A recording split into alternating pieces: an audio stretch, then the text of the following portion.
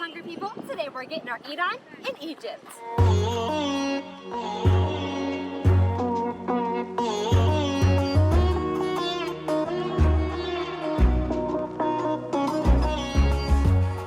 A few weeks ago, I flew to Egypt to join my husband on one of his numerous business trips. But this time around, I was flying solo for the first time on an international flight. While the trip started out smoothly in Chicago, somewhere along the way, one of the airlines lost my luggage. And when I arrived in Cairo, I was so flustered trying to get through customs, find my husband, and figure out where my luggage went that I nearly cried when I saw this giant gold woman with her arms wide open to greet me on the other side of the international gate. We barely had enough time in Cairo that night to get a quick meal, head to a mall, and find me a couple outfits before we headed back to the airport the next morning to catch a propeller plane flight over the desert and the rivers of sand to Luxor. Luxor was where the real journey was to begin. We flew from Cairo to Luxor to board the Historia, which is one of the many luxury cruise liners that sails on the Nile River.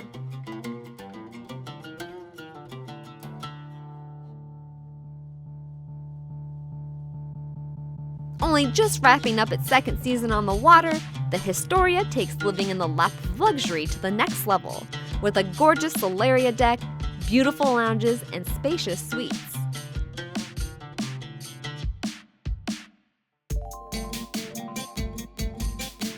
Because we are on the second to last cruise of the season, the boat wasn't completely full, so we got upgraded to a suite when we arrived.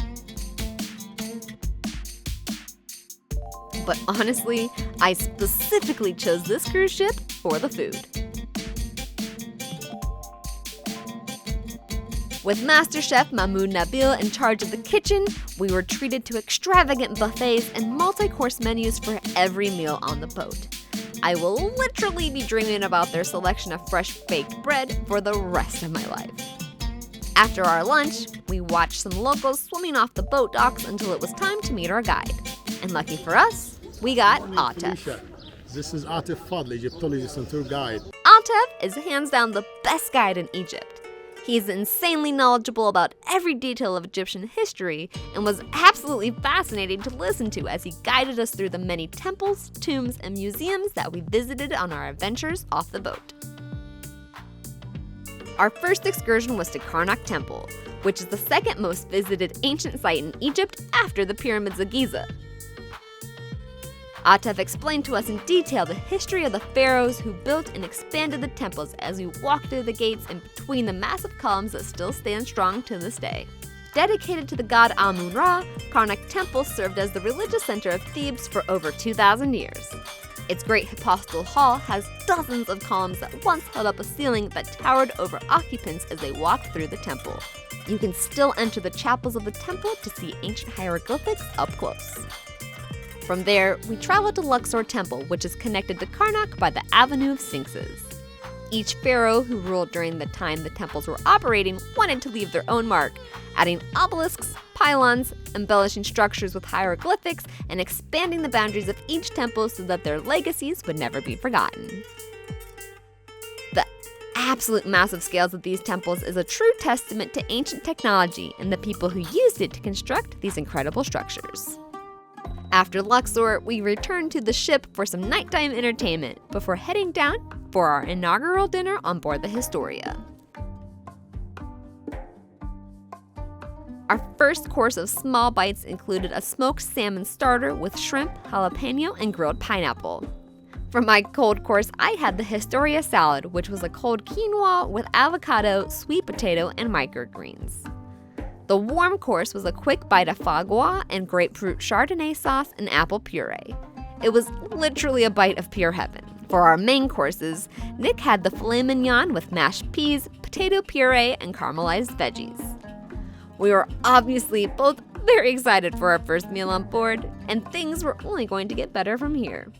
My main course was an incredibly tender Egyptian-style roasted grouper that was cooked in wine before being served on a bed of artichokes, black lentils, and peas with a swirl of oriental sauce. For our dessert course, we had a selection of traditional Egyptian sweets that included a fresh fruit parfait, a mini strawberry kiwi cheesecake, and Egyptian baklava.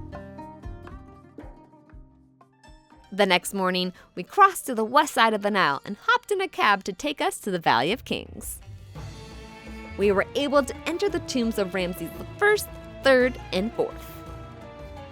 The tombs are insanely hot as it is about 100 degrees Fahrenheit outside even before noon. These tombs are some of the best preserved tombs that are open to the public. It is incredible to see the sarcophagus and beautiful hieroglyphics up close.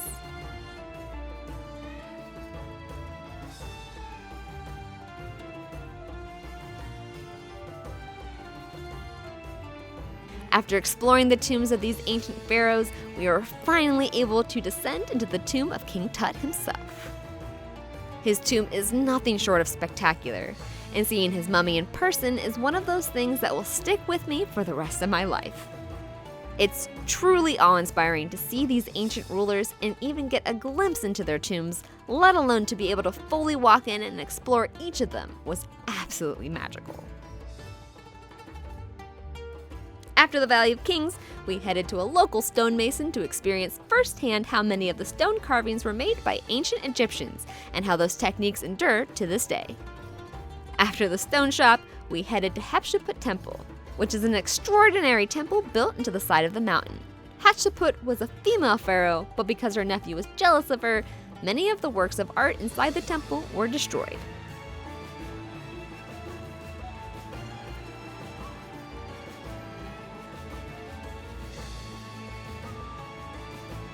After exploring the temple, we headed back to the Historia.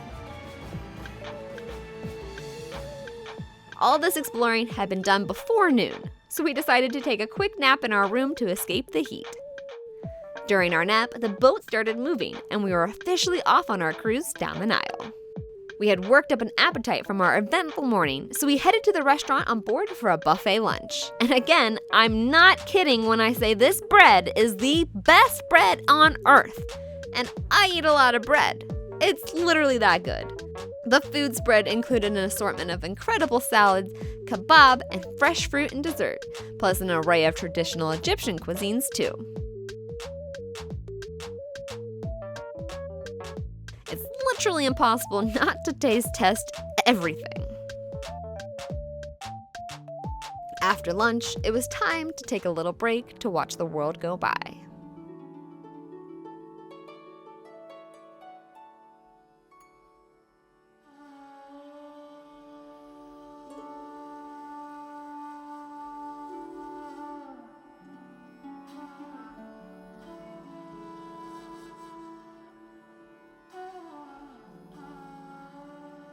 All of the cruise ships sail down the river together at the same time, so it's not uncommon to look ahead and behind to see more cruise ships. For our afternoon tea, we were treated to crepes and fresh fruit and chocolate sauce. Definitely the perfect hit of sweetness on this warm afternoon.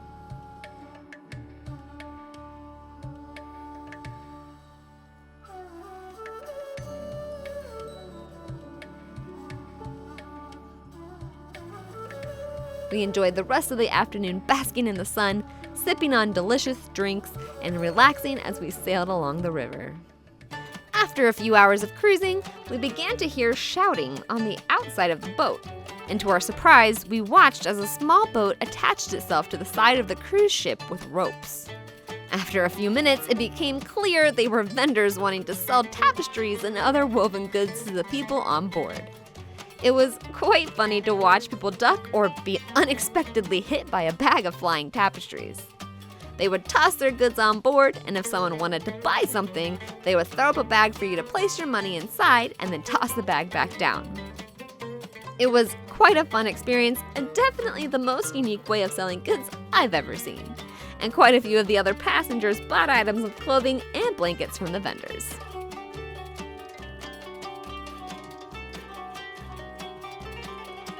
At this point, our boat had come to the Esna Lock. This lock is a dam in the Nile, and in order to cross it, your boat must be lifted up approximately 26 feet to the higher water levels on the other side. It was pretty cool to see this modern technology in contrast with the works of the ancient Egyptians, and to imagine what they might have thought about this entire experience, let alone a boat being lifted up to cross an entire dam.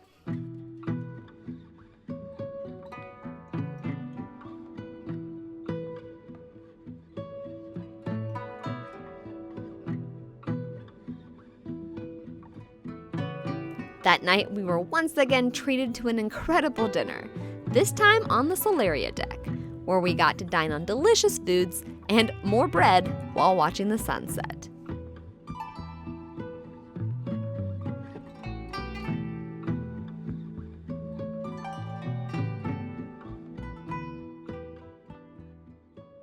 The Historia continued sailing through the night, and in the morning, the scenery had changed into a lush greenery that reminded me strongly of the time I had spent in Bali last summer.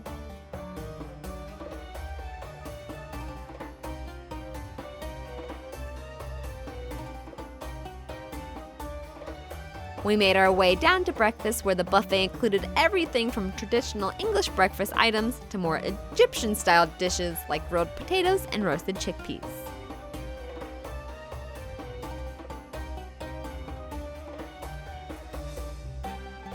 The kitchen staff was also available to make fresh omelets, and they even made me a cute little bunny-shaped pancake with chocolate sauce for breakfast.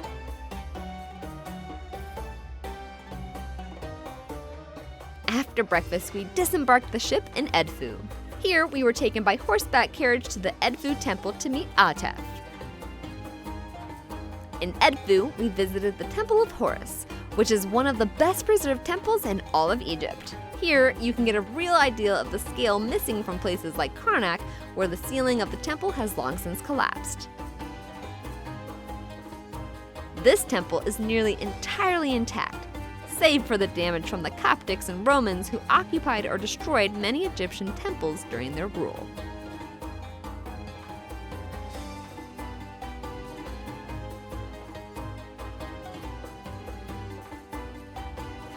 From there, we returned to the boat and headed to lunch, where we were treated with a multi-course meal that started with a pomegranate chicken salad and tabbouleh, with an assortment of dips like moudable, hummus, and tahini.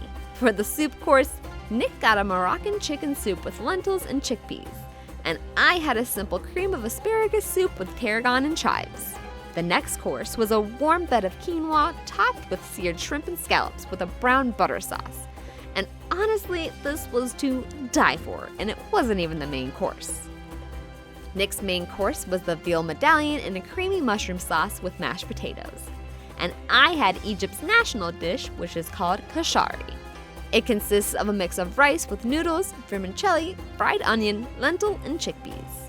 The tomato sauce can be poured over the dish, and honestly, I could eat this every day. It was so good. After lunch, we spent a few hours suntanning on the Solaria deck before I headed down to the restaurant once more for Chef Mamoud Nabil's cooking demo, even though I was still absolutely and completely stuffed from lunch. He quickly made us lentil soup and baba ganoush, two staples in the typical Egyptian diet. I cannot wait to attempt to recreate these dishes for myself, because I definitely took home some recipe cards and added them to my physical recipe book collection. At this point, the Historia was sailing through the hills of Sicila, which are ancient quarries from which many of the nearby temples and monuments were built from. There's also a rock-cut chapel dedicated to Amun located in the hills here.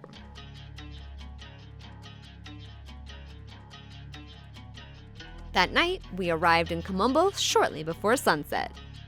Because all the cruise ships sail together, they also dock together at each port, often connecting ship to ship. We didn't get the chance to see the inside of any other ships, but others would have had to walk through our boat to get to the docks outside of the temple. We spent the evening exploring Kom Ombo Temple, which is dedicated to the crocodile gods Sobek and Horus, the sun god. And we even got to watch the sunset from the temple, which was absolutely stunning. I loved this temple so much, and getting to see it during the golden hour was a truly spectacular experience.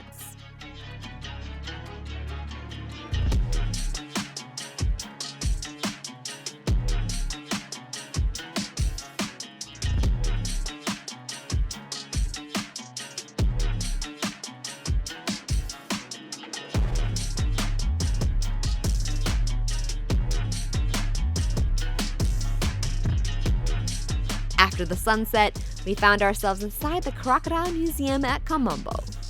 Because the temple actively housed several crocodiles at a time during its functional days, these crocodiles were often mummified and enshrined in tombs in the temple. I'm pretty sure I've seen many of these crocs in pics and school books growing up, so it was pretty cool to see them up close and get to really appreciate the size of some of these ancient crocodiles.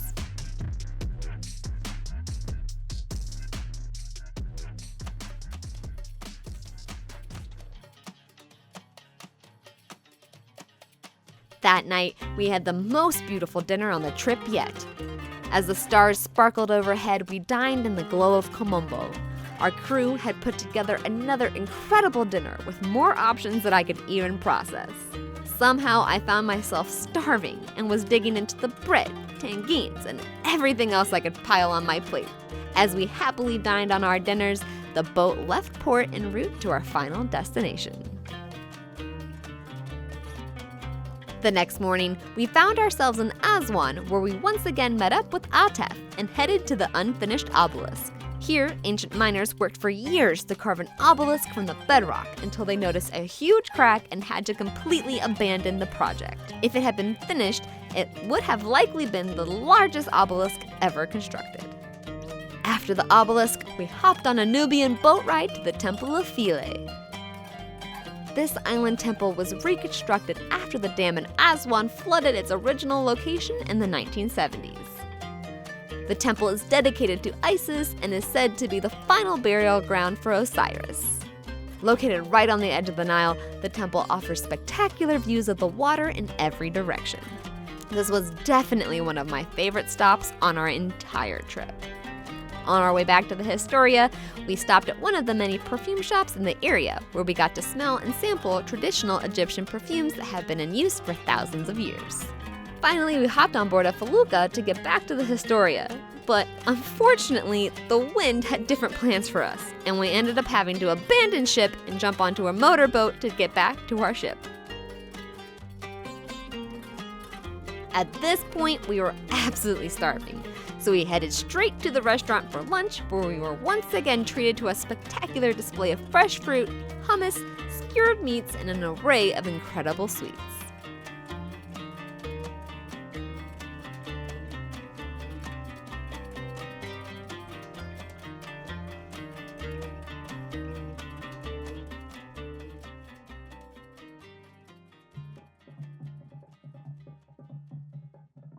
Then, to wrap up our day, we danced around the boat lounge with the nighttime entertainment of traditional Nubian song and dance.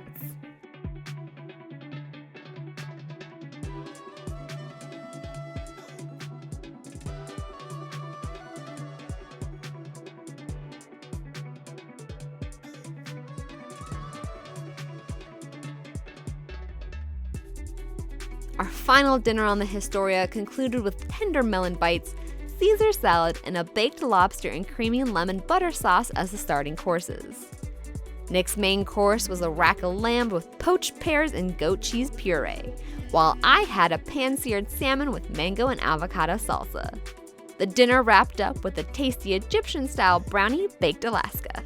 It was an incredible meal to end an equally incredible cruise. The next morning, we had to head out at 5 a.m. to get to the airport on time.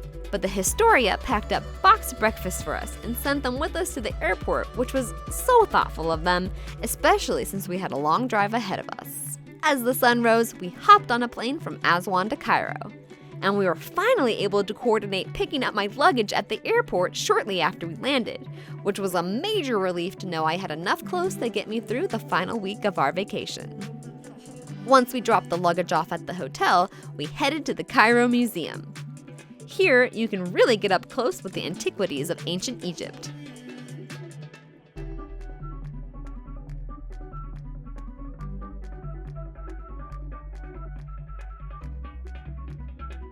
There are hundreds of sarcophagi, thousands of relics, and you can even see the treasures from famous pharaoh tombs like Susan's I and King Tut. We even got to see Susan's famous face mask up close, and it's much smaller in person than you might think. And on the other side, King Tut's sarcophagus is massive.